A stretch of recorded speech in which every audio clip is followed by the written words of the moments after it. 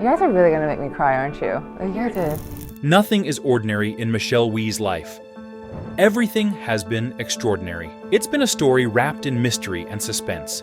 Her career was like a delicate balance, constantly teetering between triumph and disaster. Just when she was about to reach a horizon that only a few have achieved, something happened that probably destroyed her career and pulling her down. From Honolulu, Hawaii, is Michelle Wie. For sports fans of a certain age, Michelle Wie will always be remembered as the golf prodigy who finished 9th in an LPGA major at just 13 years old, sparking hopes she would dominate the sport for years, whether competing against women or men. But that glittering future we all expected for Michelle Wie, it didn't unfold quite as planned. Despite the high expectations, a combination of injuries and the allure of life beyond golf resulted in fewer trophies than many had anticipated when she first burst onto the scene. Yet, as the 33-year-old played the final tournament of her career in 22-23 in the US Open at Pebble Beach, finishing memorably with a 31-foot putt on the 18th hole, her legacy may, in some respects, surpass what we envisioned 2 decades ago. The early buzz around Michelle Wie wasn't just about her youth. It was about her extraordinary power. At just 13 years old, she stood 6 feet tall and could drive the ball 300 yards down the fairway, a remarkable feat, considering the average LPGA Tour player hit 249.7 yards, and the average male pro reached 285.9 yards. This extraordinary driving distance set the stage for wild speculations. Could Wie become the first woman since Babe Didrikson Zacharias in 1945 to make the cut at a PGA Tour event? Michelle Wie wasn't just breaking barriers, she was smashing through them. She frequently competed against men, becoming the all-time leader among women with 8 PGA Tour events played. Even though she never made the cut in any of them, she came close at the 2004 Sony Open in her native Hawaii, and her second-round 68 remains the lowest score ever shot by a woman at a PGA Tour tournament. These daring attempts, all before she even turned 19, sparked both admiration and controversy. Critics wondered why she was chasing high-profile moments against men when, during the 2007 and 2008 seasons, she failed to secure a single top 10 finish against women. Experience a lot of things. They literally put me in everything, right? Put me in soccer, baseball, gymnastics, swimming, ballet. I was in everything. But that's pressure too. Looking back, it's clear that Michelle's teenage years were marked by more than just growing pains. They were a brutal lesson in the unforgiving nature of the sports world. At the 2007 US Open, while Wie fought through a broken wrist and struggled to hold back tears, a fan callously yelled, "Play through it!" These struggles nearly ended her career before she had a chance to realize her potential. But Michelle Wie was not one to be easily broken. After a period of rebuilding and reflection, she joined the LPGA Tour full-time at 19 and began to showcase the powerful swing that had once made her a phenom. In her first 4 full seasons on the LPGA Tour, she consistently ranked among the top 5 in driving distance, peaking with a tour-leading 274.5-yard average in 2010. During this period, she won twice and secured 21 top 10 finishes, ending both 2009 and 2010, ranked 10th in the world. It seemed she was finally beginning to live up to the promise that had once captivated the world. But it wasn't just raw power that defined her career.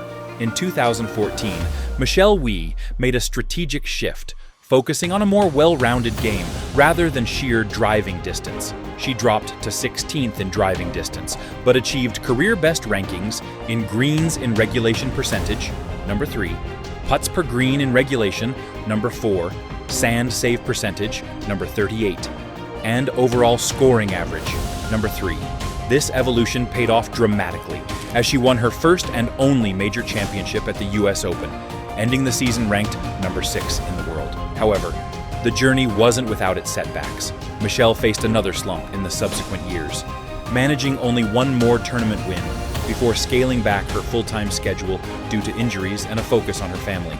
As she officially retired in 2023, she ended her career with 5 LPGA Tour wins, 1 major title, and a peak world ranking of number 2, a rank she reached at age 16, due to what many considered a glitch in the world rankings formula. Her career was a roller coaster of triumphs and challenges, each phase marked by resilience and reinvention. Like when I would hit a shot and in Korea, for some reason, like they go.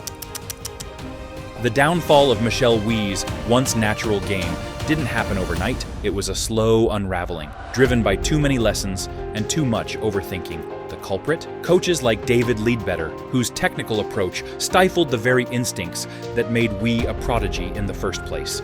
Instead of letting her game evolve organically, they bombarded her with endless instructions, leaving her overwhelmed and disconnected from her own talent. Leadbetter, notorious for his overly technical methods, didn't just hinder Wee. His coaching has been blamed for derailing the careers of other rising stars like Lydia Ko as well. Despite clear signs that his techniques were backfiring, Leadbetter persisted, pushing Wee further into a spiral. Fans always feared if she was not left alone, her problems would only be compounded, and she may lose her once awesome game for good. Many believed the solution was simple, yet radical.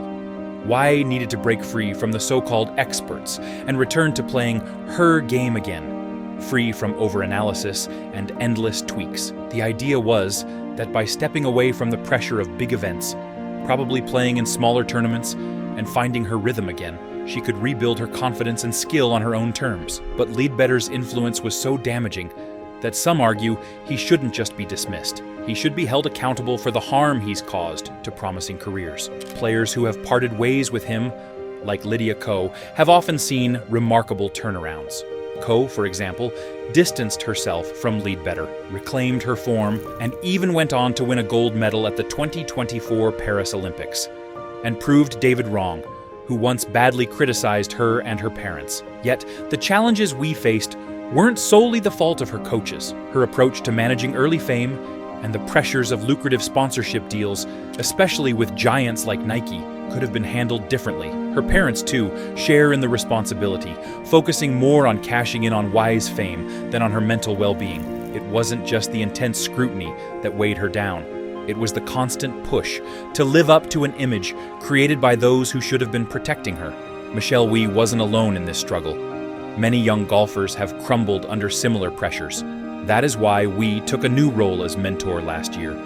She began guiding Rose Zhang, a 20-year-old fellow Stanford alum, who now steps into the same intense spotlight that once shone on Wee. It's a passing of the torch, where Wee's story, once marked by relentless pursuit and high expectations, has transformed into one of inspiration. In the later stages of her career, Wee's passion for advocacy took center stage. She fought for equality not just within the golf world, but across all sports. Involved in initiatives like the Nike Athlete Think Tank and investing in female-owned companies such as Sportsbox AI, Wee's mission became clear: to elevate women's sports, ensuring they receive the recognition and resources they deserve. This shift in focus played a significant role in her decision to step back from professional golf, as her passion for advocacy began to outweigh her drive for competition.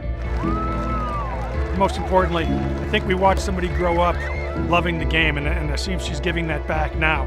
Reflecting on her journey, Wee expressed contentment with the choices she made. "I'm really glad I got that experience," she said.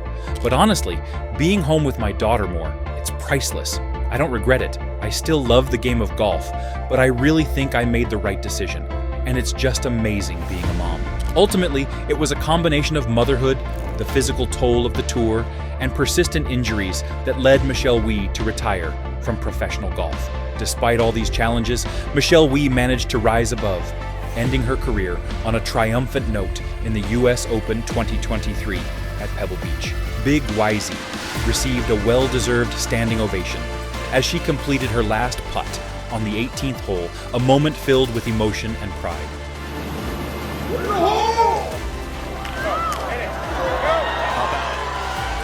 What's your take on Michelle Wee's incredible journey? Drop your thoughts on her remarkable highs and challenging lows in the comments below.